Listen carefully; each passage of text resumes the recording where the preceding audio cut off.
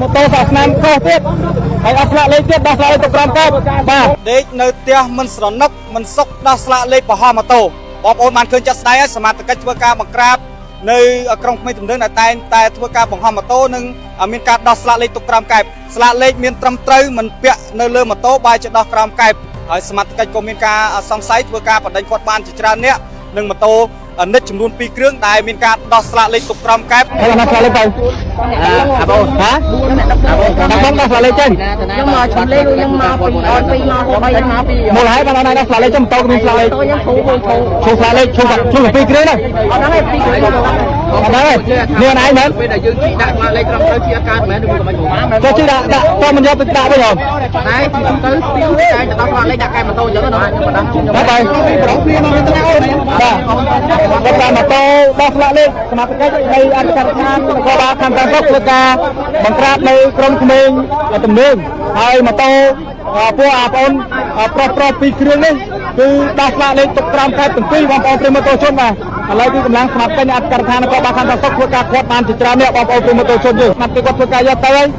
ដើម្បីសួរនាំបន្ថែមទៀតសបកខ្លងដែលបង្ហាញនេះត្រឹមតែ 1% ឯណាដោយសារតែខ្ញុំប្រើ7ឆ្នាំហើយហើយឈុតមុខ LN ឥឡូវកាន់តែពិសេសតែ1ថែមជាមួយនឹងវីតាមីនចិញ្ចឹមស្បែកមុខឲ្យសភ្លឺថ្លារលោងហើយមកឈុតតម្លៃត្រឹមតែ30000រៀលឯងបានស្បែកមុខដែលភ្លឺថ្លាមាត់រលោងគីឡូកាឡា skin សម័យវាជ្រុះអញ្ចឹងអ្នកមានមុនមានស្នាមមានជាប់អាចរយស្ដាងសរសៃក្រហមរលាស៊ីគឺជួយព្យាបាលបាត់ទាំងអស់មានជាមួយនឹង foam លាងសម្អាតស្បែកមុខមានជាមួយនឹងសេរ៉ូមព្យាបាលបតង់មានជាមួយនឹង night cream baby face 7 in 1នៃឯកទេសព្យាបាលដល់បកកែខ្លាំងមែនតែនឈុតពេលយប់មាន3មុខហ្នឹងយប់ឡើងគឺយើងព្យាបាលហើយថ្ងៃឡើងគឺយើងត្រូវតែលុកការពីស្បែកមុខរបស់យើងកុំឲ្យឡើងក្រហមឡើងចំឡើងអាចរយព្រលឹមឡើងគឺបងប្អូនចាប្រើប្រាស់ជាមួយនឹងវីតាមីនចិញ្ចឹមស្បែកមុខដែលខ្ញុំថែមជូននឹងមកបន្ទាប់មកចាលាបជាមួយនឹងសាន់គីឡូសាក់លេបអសចង់បានស្បែកមុខស្អាតកាន់តែខ្លាំងដាក់ជាមួយនឹង CC cream ជាធូនអាប់បិទបាំងស្នាមបានយ៉ាងល្អលាបទៅគឺ smooth មាត់រលោងគីឡូកាឡា skin មានភាពជឿជាក់ពេញមួយថ្ងៃមានការដោះស្លាកលេខទុកក្រោមកែបដោយដែលអ្វីដែលបងប្អូនបានឃើញចឹងបងប្អូនប្រិយមិត្តជនតែកា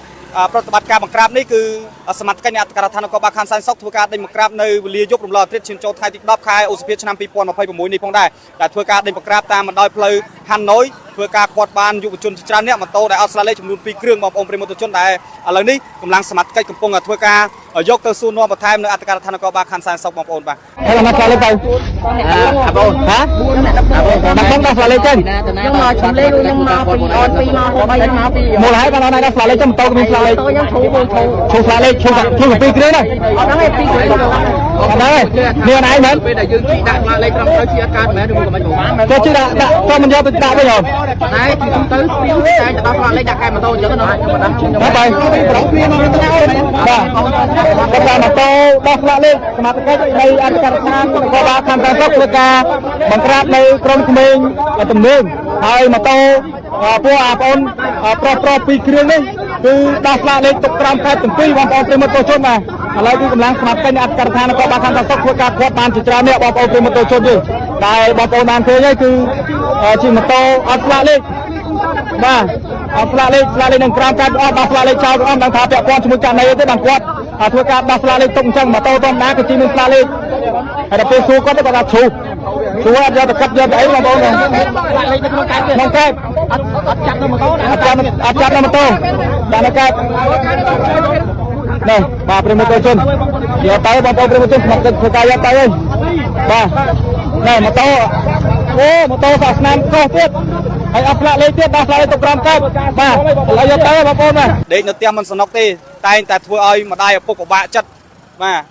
តែងតែដើរលេងអញ្ចឹងបាទប្រហោះម៉ូតូដោះស្លាកលេខឲ្យអញ្ចឹងវាមិនត្រឹមត្រូវវាមានការសង្ស័យ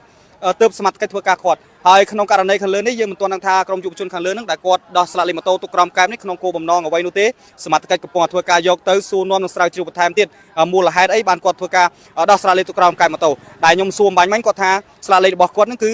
មានការជ្រុះពីម៉ូតូបាទជ្រុះពីម៉ូតូហើយគាត់មិនយកទៅកាប់វិញទេហើយម៉ូតូពួកគាត់ជាក់ស្ដែងបាញ់មិញហ្នឹងគឺចំនួន2គ្រឿងដែលដាច់ស្លាកលេខផងដែរបងប្អូនប្រិមត្តទស្សជនយើងបាទអរគុណប្រិមត្តដែលតាមដានទស្សនាផងដែរផ្ដាំផ្ញើដល់យុវជនយើងទាំងអស់គ្នាបាទបើមិនមានការងារធ្វើអីទ